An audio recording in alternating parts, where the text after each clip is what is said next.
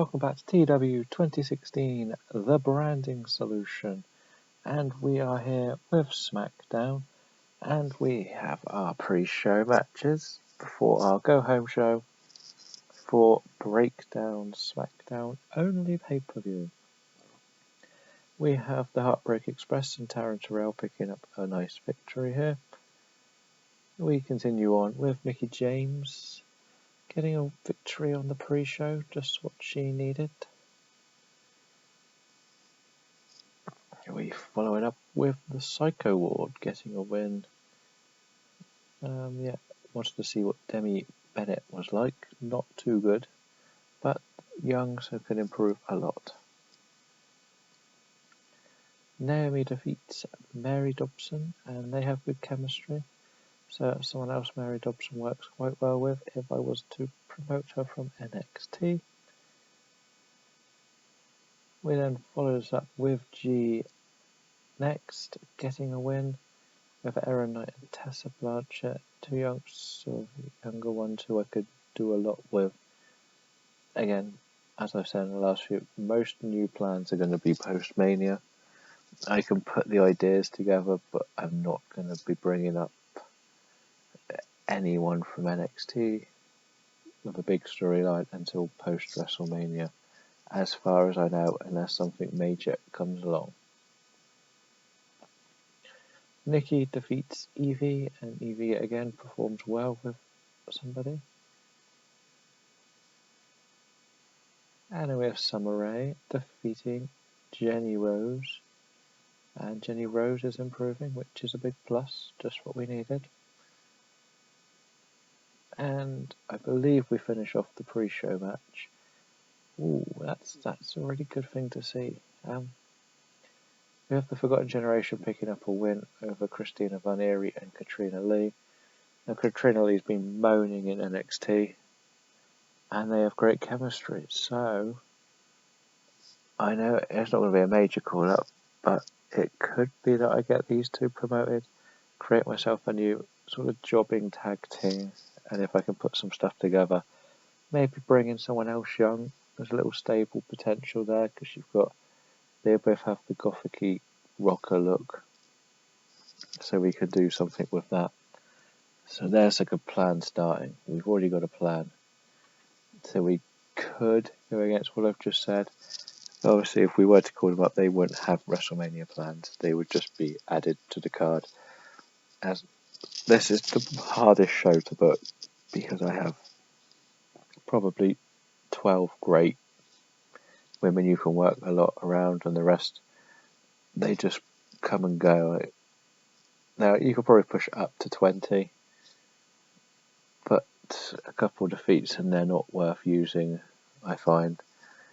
I just don't have the stories to work around these women characters at the moment. We start the show with Edge announcing that it will be official. There will be a Women's Royal Rumble match at the Royal Rumble. So I've got a bit crazy, and I've actually set up 3 Royal Rumbles. Each show's getting a 20 or 25 person Rumble, because I just couldn't pick who I wanted to win. I'm hoping I can get this on a 4-hour show. A lot of hoping, shall we say. But then we could easily do an angle where it gets bumped really badly, but we'll see. He also announces that the 6 women, obviously Sasha, Bayley, Charlotte, Alexa, Paige and Emma, will be facing one another in matches tonight. So, 81, I'm happy with the start for the show. And we went straight into the first match, because I always thought this would be the weakest match, because Emma is my weak link. Bayley defeated Emma. Yeah, Emma's gone from the main title picture. I kind of know what I want as the main event for WrestleMania on the women's card. So that's already set up. We then have Asuka cut a promo on Summer Rae. I went this way. I know I usually use the Americans do the talking, but I need Asuka to become more popular in this storyline. She always looks like she's defeated because I do the promos against her, and then she wins the matches. I gave her a little small match, pretty good rating to be honest. I'm quite surprised. Taylor Hendricks was the opponent, 68, quick spin, kick win, and then Summer Rae comes out and attacks Asuka, holding the title, symbolising what she wants to be doing on Sunday by hopefully winning the Women's Intercontinental. I then throw in another bit of a squash match with Nia Jax just beating Sexy Star. Yeah, all it needed to do was that. We continue the backstage thing where I'm trying to see if I can get anything out of this lot. And they're all sort of backstage saying that they're all delighted, celebrating that there's going to be a Rumble, staking their claim that they're going to win it. You know, like we do when we have the mid-card guys saying that they're going to win the Rumble. And then Mojo Rawley wins something at WrestleMania. It's just, it all works for what we're trying to do, just to push this lot a little bit more. The only ones that have really ever been used is Leffy Bates, Coleman and Bordeaux. So yeah, let's carry on this. This does lead into a big 5-on-5 match with heels that are going to be in the match as well. I gave Leffy Bates the win because she is the best of this lot. I'm quite impressed that the ratings are actually all going up. So we've got them nearly all into the 30s by Joyce O'Brien. So yeah, I'm happy enough with this. It's never going to be a great match. It'll bring the crowd down a little bit. But hey, we need to give these ladies a chance. We don't have a double promo now where Dangerously Beautiful cut a promo on Forgotten Generation and the Extinction Agenda, who Angel and Cheryl face the tag champions, and Ashley and Eva Marie are facing the Extinction Agenda at the pay-per-view. It fits both the storylines to push things further on, so yeah, I'm happy with this. And then we give Bad and Beautiful a win over SAS, 63 rating. Shows Bordeaux and Coleman are getting better as well. Everybody improved.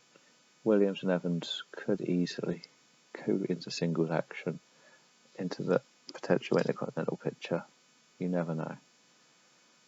And Tara Terrell and Amber Moon are seen hanging out, talking about how they're going to finally put an end to the terror of Nia Jax and that little Carmella that follows her around now.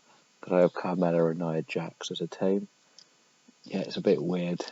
I haven't got Nia Jax at a level that she is in real life. A bit like Braun Strowman. It's not going to happen quickly on this game, so I have to work a lot around it. So they're going to have Tara Terrell's been against Nia Jax for months. I bought Amber Moon in because I think Amber Moon and Nia Jax could have a really good match or two. And Carmella's been thrown in there because I want Tara Terrell to have someone else to face afterwards. And we gave Carmella a win over Natalya.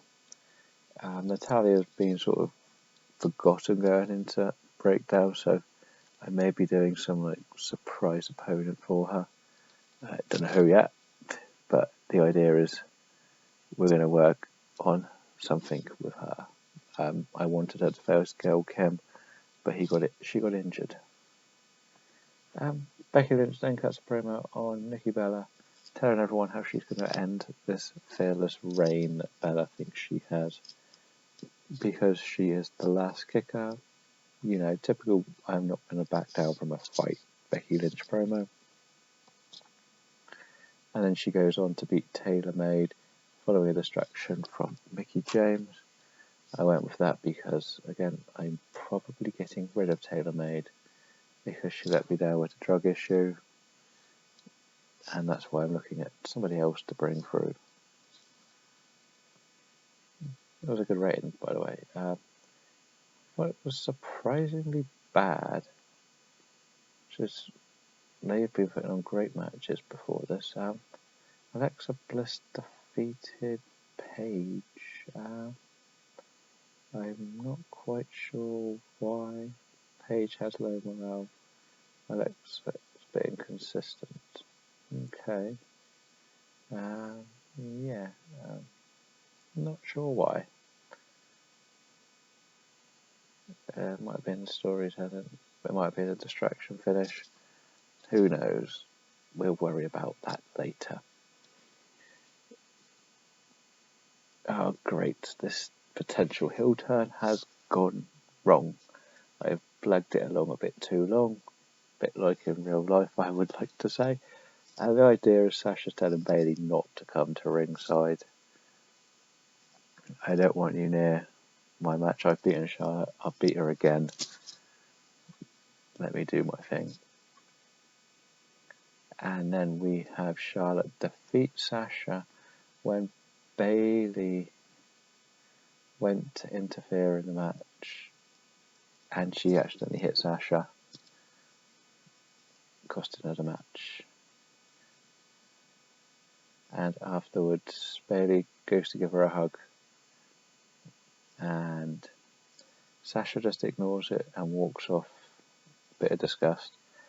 If this goes badly, I'm going to be not happy because I'd be building this hill turn up to happen at the Rumble, and that's the next pay. I was going to make it happen at the Rumble, yeah, rather than at the pay-per-view. But I may have to pull the trigger a little bit earlier at the weekend, maybe. We'll see. Let's see how the show looks. I'm a 77. I will take that. It's an improvement from last week. So we'll head back to the main screen and see where we're at. And we are back to the main screen. And let's see. People are retiring. Nothing too drastic in that. Let's check the decisions. I have decided to sign the Singer Brothers to developmental. I know they're going to have a lot of work to be done. And I've been looking to sign the guys from the Cruiserweights, etc. And TaylorMade has found another drug. Great. Not happy. Constantly letting me down. Matt Hardy has left TNA. I don't know what to say. I think we will be trying to sign Matt Hardy. I do think we'll be trying to sign Matt Hardy now. I have my discussion thing with, I don't know who that is, but he's under a written deal with, damn it, I cannot sign Matt Hardy. I'm not happy. Not happy. I was going to try and get him. I don't know who keeps stealing all these people. They stole someone else from me as well. And it just keeps happening. They stole. Who did they just get? I forgot who it was I lost out to.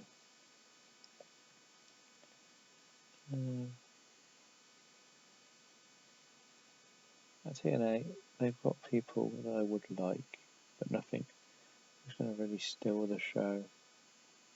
Trying to figure out who Matt Hardy just went to.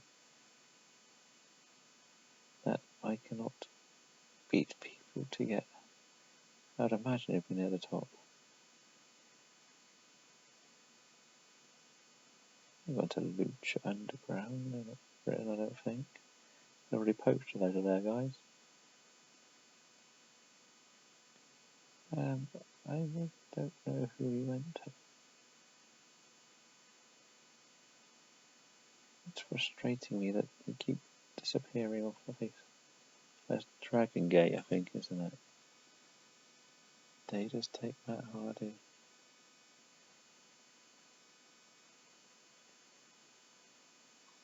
I think they may have been the people that took Matt Hardy because they also took the other guys I was trying to snap up.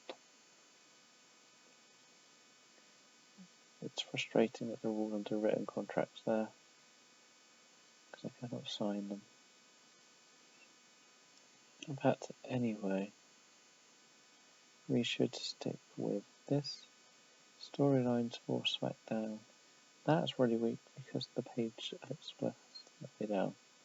That's actually really good, considering we know what the outcome's going to be. And that's going in the right direction for my liking. That's always struggled, and this is the main attraction, let's face it. That's good, and that's good. That's pretty much all we need to really see here, isn't it? Amber and Alexa and Becky. 3 on that's nice to see. And only 2 on there, one's barely been used. If we were to go to breakdown, we don't have the most amount of matches I've had, and I will probably shoehorn in a bit of a teaser Royal Rumble Battle Royal. So yeah, I'm all happy with that. We'll be back next time when we look at Shockwave. So that's all for this. Thank you for watching, and hope you enjoyed.